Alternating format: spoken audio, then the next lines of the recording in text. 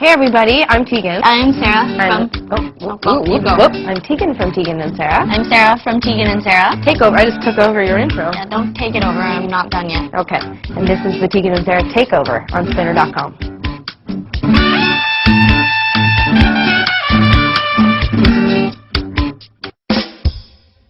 Good evening, everyone. I'm Tegan. I'm Sara. And we have an exclusive interview for you with Tegan and Sara. Thanks for having us.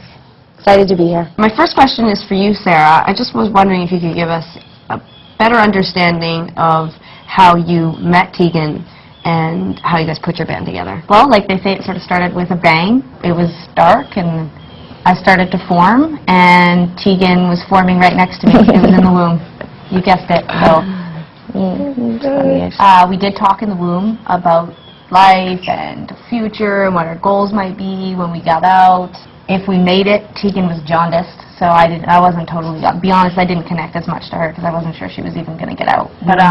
But we both made it. Initially, we banged on things, we played a little bit of piano, it didn't really work out, but when we were about 14, 15, we actually finally were able to skillfully write songs, play guitars, and the band was born. So it was sort of 15 years in the making. It took us 15 years to sort of get our stuff together, but once we were 15, it was like, couldn't stop us.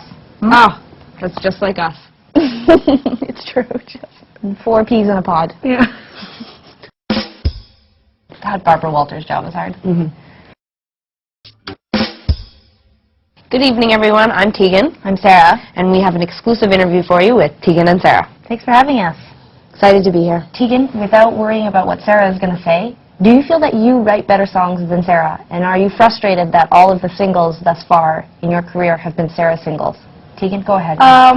You know, I like to think of every song in our band being both Sara and I's, especially after we've recorded it and played it live 3 billion times. So usually just when we're fighting, we say things like, that's my song, and you need to play it the way I want you to play it, because it's mine. You know, in the past, I felt like maybe I contributed more musically, and then, you know, like on Sainthood, our new record, Sara actually has more songs on the record than I do and contributed more songs than I did, and her songs have always been singles, and I'm fine with that. That's a lot of pressure.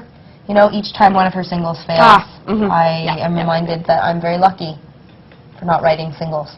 Tegan, I thought that was a really thoughtful answer. I have a follow-up question for you about radio and singles and that sort of thing. Like, when you are playing your own songs, I would assume that you're obviously lost in the moment and you're caught up in the emotion and the, you know, environment that you were in when you were writing. You're able to imagine that. I'm wondering what you're thinking about when you're playing Sara's singles over and over and over and over and over and over again and only being asked to play her songs again and again and again and again. Wow, I really feel like this interview is mainly directed towards me.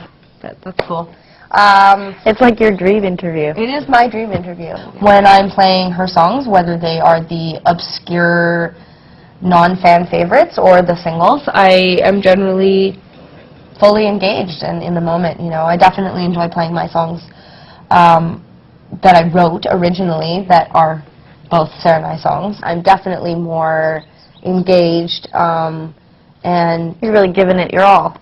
yeah, I mean, generally it's because the audience is really giving it their all at that point, you know, because I get really excited when I play my stuff, but that's fine. I mean, you know, it's not their fault they have to hear Sara songs all the time on the radio, so. I was just saying that to Sara the other day. She was, like, endlessly, like, over and over and over again. Like, I can't understand her, or, like, my ears don't work.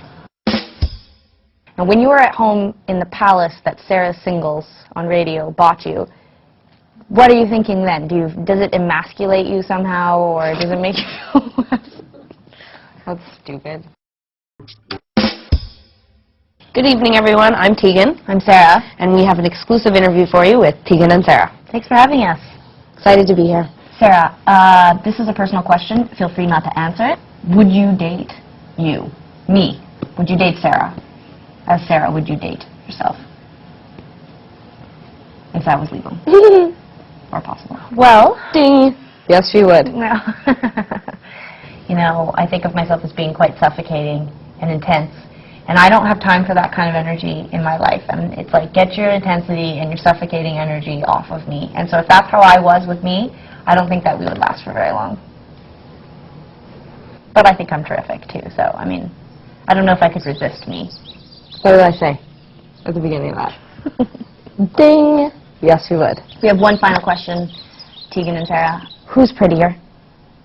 Who gets more fans? Who's engaging in groupie activity more often? Just tell us. Just be honest. What people want to know. If there was a bar graph involved, what would you say? Like, whose bar would be bigger? Ding. I'm going to break in and just say that neither of us is prettier on a genetic level. Okay. Because we were given the same right. genetics. So what you've done with it, what you've done with it since that's in the eye of the beholder, or whatever they say. Sure. You know. I think typically you fall into one of three categories. You're a Tegan fan, a Sara fan, or you're a Tegan and Sara fan. But either way, you're a fan. Good call. That's fair. So I'm prettier, but that's what my mom says anyways. It's not a big deal. Not a big deal. Best of luck to you with this whole Shenanigans. whatever you're up to here. Good evening, everyone. I'm Tegan. I'm Sara. And we have an exclusive interview for you with Tegan and Sara. Thanks for having us. Excited to be here. So Tegan, if you would just speak a little bit about the new album, Sainthood, the songs that you wrote with Sara, and how working with Sara has improved your songwriting skills, and do you feel like it's brought you to a Sara level now?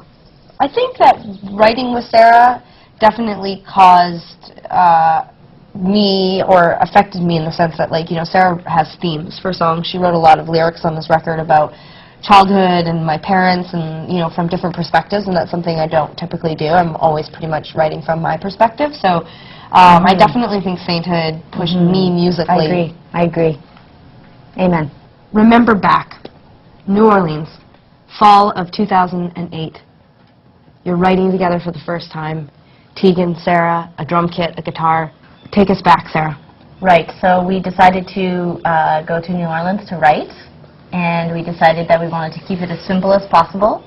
Tegan gets confused, so we don't want to give her too many things to, you know, play with or touch or whatever. We basically just went back to the old school styles of jamming. So what we would do is Tegan would start with a guitar part, and I would sometimes start with a guitar part, and we would try to come up with a chord progression. And then Tegan would be on drums, and we would try to write lyrics together. And so in terms of actually getting through the 5 days without ending up in prison or the hospital, it was a success. In terms of actual music on Sainthood, nothing actually made the record. But that's not because it wasn't good. It was just, it sounded so much like that time, that moment. Then when we tried to, like, sort of integrate it with the rest of the demos, it felt really awkward. So I think we're probably going to release that stuff as an EP later on. Sara, in the information that we were given, we were told that Sainthood is actually a song that you wrote, but it didn't get on the record. And I don't know if this is a touchy subject, but can you just tell us a little bit about that? Yes. In New Orleans, we wrote a song called Sainthood, where a good majority of the lyrics for the song were taken with great respect from a Leonard Cohen song called Came So Far for Beauty. And because of the nature of the work, it was a derivative work, not a cover song, we were not able to record and release a song with those lyrics. But we were so inspired by the sentiment of that song. We became really attached to the idea of sainthood as a theme. Sainthood, the lyrics specifically, I practiced all my sainthood. And the song is still terrific, and we're hoping that one day people will still get to hear it, perhaps live. And but it did not make the album, sadly. I personally think Tegan sabotaged it. Sarah is so funny. So thank you, Tegan and Sara, for being with us today. Oh, thank you so much for having us. It was really a thrill. Really. Intelligent questions, thoughtful. Check out Tegan and Sara online, and you can check out us, Tegan and Sara, online as well. Good night. Yes. We see where you're going, Tegan. Wrap it up. Shorten it up.